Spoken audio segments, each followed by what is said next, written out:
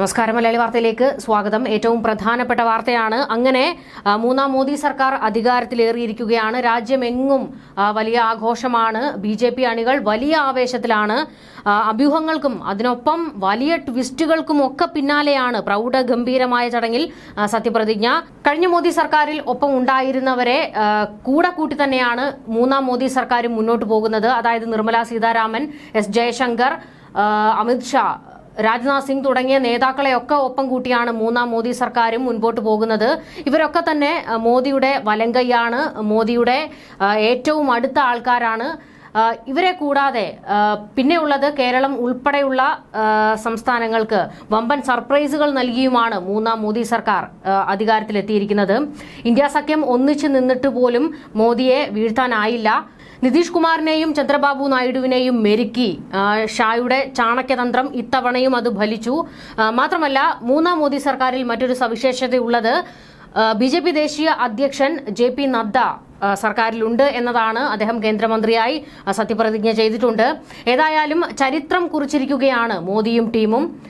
India സഖ്യത്തെ പ്രതിനിധീകരിച്ച് രാജ്യസഭ പ്രതിപക്ഷ നേതാവ് മല്ലികാർജുൻ ഖാർഗെയും കൂടാതെ ബോളിവുഡ് സിനിമാ താരങ്ങളും സത്യപ്രതിജ്ഞാ ചടങ്ങിനെത്തിയിരുന്നു. മറ്റ് നിരവധി വിശിഷ്ട വ്യക്തികളൊക്കെ തന്നെ മോദിയുടെ സത്യപ്രതിജ്ഞാ ചടങ്ങിനായി എത്തിയിട്ടുണ്ട്.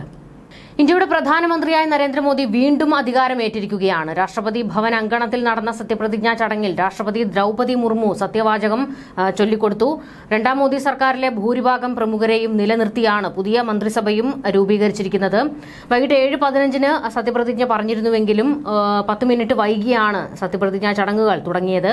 കേരളത്തിൽ നിന്ന് സുരേഷ് ഗോപിയും ജോർജ് കുര്യനും കേന്ദ്രമന്ത്രിമാരായിട്ടുണ്ട്. അത് കേരളത്തിന് വലിയൊരു നേട്ടമാണ്. ഒപ്പം അതിന്റെ ആഘോഷം ഇങ്ങ് കേരളത്തിൽ നടന്നുകൊണ്ടിരിക്കുകയാണ്. തലസ്ഥാനത്തും തൃശൂരിലുമൊക്കെ വലിയ ആവേശത്തിലാണ് BJP അണികൾ.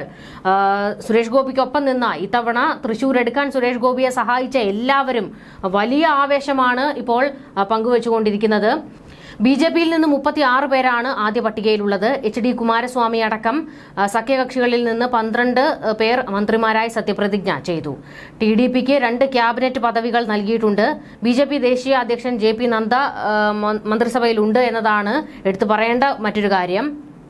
50നോടടുത്ത് മന്ത്രിമാർ ക്യാബിനറ്റിലുണ്ട് എന്നതാണ് മറ്റൊരു സവിശേഷത. എന്തായാലും വലിയ രീതിയിലുള്ള ആഘോഷമാണ്. ഒപ്പം ഒരുപാട് വിശിഷ്ട വ്യക്തികളൊക്കെ തന്നെ സത്യപ്രതിജ്ഞാ ചടങ്ങിനെത്തിയിരുന്നു.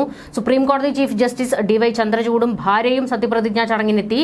മാലദ്വീപ് പ്രസിഡന്റ് മുഹമ്മദ് മുയിസു, ബംഗ്ലാദേശ് പ്രധാനമന്ത്രി ഷേഖ് ഹസീന, മൗറീഷ്യസ് പ്രധാനമന്ത്രി പ്രവിങ് ജുഗ്നൌദ്, നേപ്പാൾ പ്രധാനമന്ത്രി പുഷ്പ കമാൽ ദഹാൽ തുടങ്ങിയ അതിഥികൾ ചടങ്ങിനെത്തിയിരുന്നു.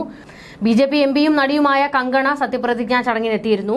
അദാനി ഗ്രൂപ്പ് ചെയർമാൻ ഗൗതം അദാനിയും നടൻ അക്ഷയ് കുമാറും ഈ ചടങ്ങിനെത്തിയിരുന്നു.